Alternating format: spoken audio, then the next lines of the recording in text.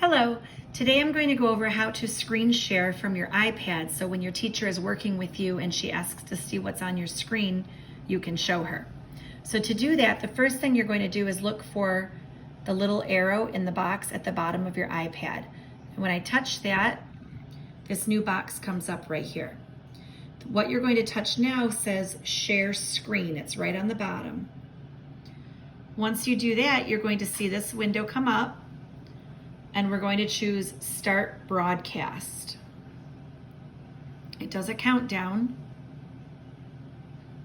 And once that happens, you can see that the screen is sharing over on the teacher's computer. So what you see here on the iPad shows up on the teacher computer. Now we need to get this gray box to go away. So I'm going to touch the home button on the iPad. And you can see that on the teacher computer, the iPad screen is now showing. So at this point, the student would do what the teacher is asking them to do, and it will show up over on the teacher's computer. So everything that the student does on their iPad will show up over on the teacher's computer. To go back to Teams, you would push the home button and then go back to the Teams icon, which has the T for Teams with the two little people on it. And we can see that it is still going. And when you are done, you just touch Stop Broadcast. And then when you go back, you can touch the camera to turn the camera back on. Let's do that one more time. First, we're going to touch the square with the arrow. Then we'll choose Share Screen, and then Start Broadcast. And when the countdown stops, the teacher gets to see what is on the student's iPad.